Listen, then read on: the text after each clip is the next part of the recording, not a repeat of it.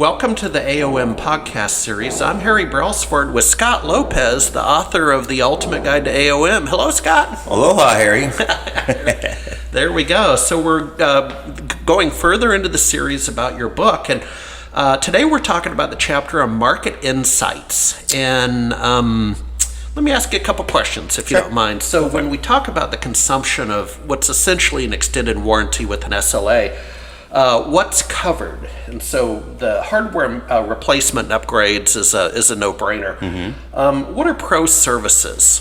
Professional services can be anywhere from data transformation, right? Moving data centers, architecture if needed, right? Just your professional services that are needed in a data center. Okay, and then the other one I didn't quite know about was smart hands. What are smart hands? Yeah, so smart hands is for the guy that don't need a full staff, a full-time staff or engineers on hand. So again, you need to move some equipment or you need to tear down and rack and stack new equipment. We've got guys all over the nation, globally actually, that can help you with just on-hand support.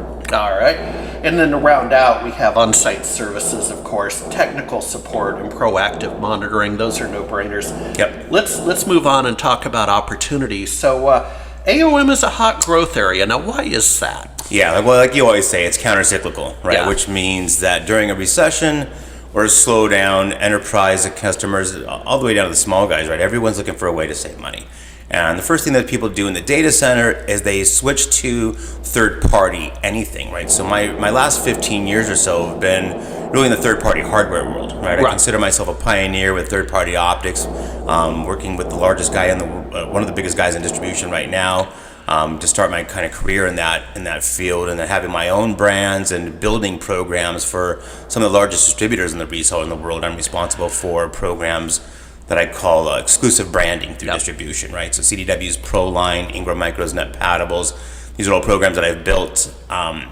So third-party maintenance just seemed to make sense, just given the market. You know, when I first came up with the concept to run TPM through distribution, this is pre-COVID, right? We didn't know COVID even existed when I came up with it, but I did know the recession was coming, right?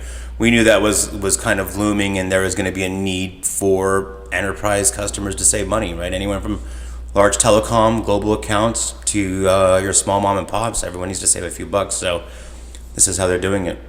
Yeah, we're going to talk about that in a minute, but let's talk about pain points. One of which I want to highlight is, for the customer, a pain point is the OEM refresh cycle. So give me some context. What are the OEMs trying to do to the customer? Well, obviously, especially in the distribution world where I live, right, that was kind of the biggest thing, right, is distribution's job isn't to extend the life of a network. It's to refresh every 3 years. Yeah. Right? You want to make it last longer. But the market dictates when customers are going to refresh, right?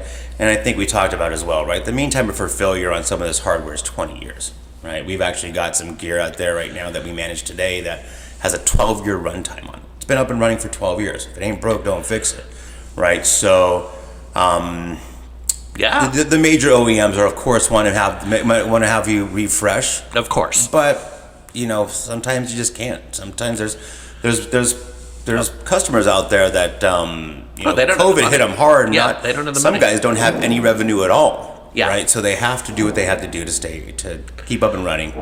All right, and finally, something you like to say on your LinkedIn profile and throughout the book is up to 80% cost savings. Now, how can this be? Yeah, so I mean, look, everyone knows, like, it's just like insurance, right? That's why the insurance companies are so profitable, right? It's because, you know, you're just hedging a bet against something. Correct. So, we don't have the overhead the major OEMs have. They don't have the need for the profit margins they make on the services, right? Yep. So, we're just same thing with third-party hardware, right? There's no marketing involved. There's no major organization behind it. So love it. We can save you money there. Yeah, love it. Well, thank you very much. And folks, see the link below to go to Scott's website to download your free copy of The Ultimate Guide to AOM.